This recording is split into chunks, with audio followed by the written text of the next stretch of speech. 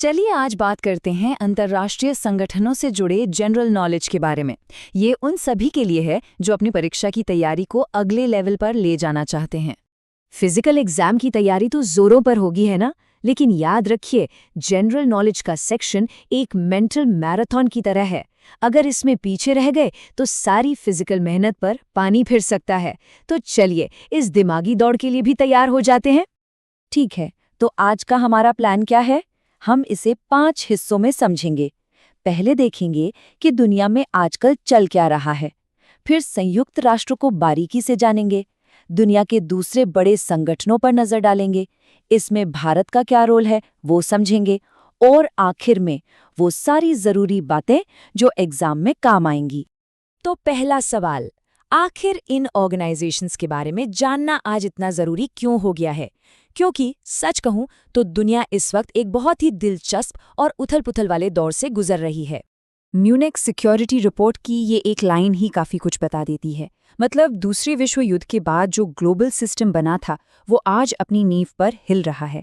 इसलिए इन संगठनों को समझना और भी जरूरी हो जाता है, क्योंकि यही वो सिस्टम है जो एक बड़े बदलाव से गुजर रहे हैं। आज के दौर में हम देख रहे हैं कि कई देश मिलकर काम करने के बजाय अकेले चलना ज्यादा पसंद कर रहे हैं। ऐसे चैलेंजिंग माहौल में जो लोग आगे चलकर देश के ऑफिसर बनने वाले हैं, उनके लिए इन संस्थाओं का ज्ञान पहले से कहीं ज्यादा कीमती हो जाता है।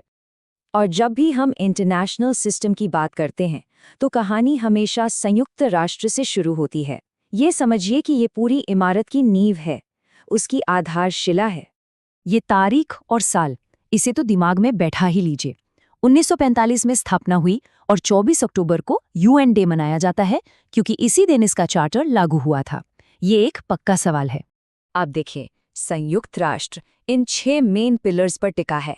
महासभा, सुरक्षा परिषद और अंतर्राष्ट्रीय न्यायालय जैसे नाम तो आप खबरों में सुनते ही रहते होंगे, पर एग्जाम के लिए ये 6 के 6 नाम जानना बहुत जरूरी है। अच्छा, यहाँ एक मजेदार फैक्ट है जो अक्सर एग्जाम में फंसाता है। लोग सोचते हैं यूएन का मतलब सिर्फ न्यूयॉर्क, लेकिन याद रखिए इसके 6 में से 5 अंग तो न्यूयॉर्क में हैं, पर एक यानी इंटरनेशनल कोर्ट ऑफ जस्टिस वो यूरोप में है, नीदरलैंड्स के द हेग शहर में। ये कंफ्यूजन वाला पॉइंट है, इसलिए इसे नोट कर लीजिए। और ये रहा एक और सीधा सा सवाल जो बार बार आता है, संयुक्त राष्ट्र के मौजूदा सेक्रेटरी जनरल कौन है? तो वो है पुर्तगाल के एंटोनियो गुटेरेस। ठीक है, यूएन की बेसिक बातें तो हो गईं।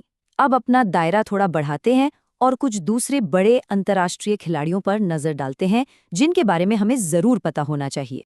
इस लिस्ट को जरा देखिए। जैसे आसियान का हेडक्वार्टर जकार्ता में है और इंटरपोल जो दुनिया भर की पुलिस को कोऑर्डिनेट करती है, उसका हेडक्वार्टर फ्रांस के लियोन शहर में है। हेडक्वार्टर्स के लोकेशन वाले सवाल बहुत कॉमन होते हैं। लिस्ट में आगे बढ़ें तो देखिए, IMF यानी इंटरनेशनल मॉनेटरी फंड वॉशिंगटन में है, यूनेस्को पेरिस में और WHO जो आजकल खूब चर्चा में रहता है वो जिनेवा में है। ये सारे नाम और शहर बहुत बहुत ज़रूरी हैं। और ये चार्ट देखिए, ये पिछली 2 स्लाइड्स की सारी जानकारी को एक नज़र में समेट देता है। साफ दिखता है कि जिनेवा, न्यूयॉर्क और लंदन ये शहर इंटरनेशनल ऑर्गेनाइजेशंस के हब हैं। एक तरह का पैटर्न है जो याद रखने में मदद करता है। ठीक है, हमने पूरी दुनिया का चक्कर तो लगा लिया। अब देखते हैं कि इस ग्लोबल स्टेज पर अपना भारत कहाँ खड़ा है। देखिए, भारत शुरू से ही एकदम शुरुआत से ही एक बड़ा प्लेयर रहा है। हम 1945 में यूएन बनाने वालों में से थे और हाल ही में भारत ने फ्रांस के साथ मिलकर इंटरनेशनल सोलर अलायंस बनाया। और खास बात यह है कि ये पहला ऐसा बड़ा इंटरनेशनल संगठन है जिसका हेडक्वार्टर हमारे देश में भारत में है। ये एक बहुत बड़ी उपलब्धि है। तो इतनी सारी जानकारी के बाद आखिर वो कौन सी बातें हैं जो हमें परीक्षा के लिए गांठ बांध लेनी है? चलिए फाइनल लैप में इसे जल्दी से समेटते हैं। सबसे बड़ी सीख यही है कि जनरल नॉलेज की तैयारी को उतनी ही गंभीरता से लेना है जितनी आप फिजिकल ट्रेनिंग को लेते हैं। ये आपकी सफलता के लिए उतना ही जरूरी है। और जाते जाते आपके लिए एक मजेदार सवाल, सोचकर बताइए, ज्यादा पुराना कौन है, यूनाइटेड नेशंस जो 1945 में बना या फिर यूनिवर्सल पोस्टल यूनियन? ज्यादातर लोग कहेंगे यूएन, लेकिन नहीं, यूनिवर्सल पोस्टल यूनियन 1874 में बना था। मतलब यूएन से भी 70 साल से ज्यादा पुराना।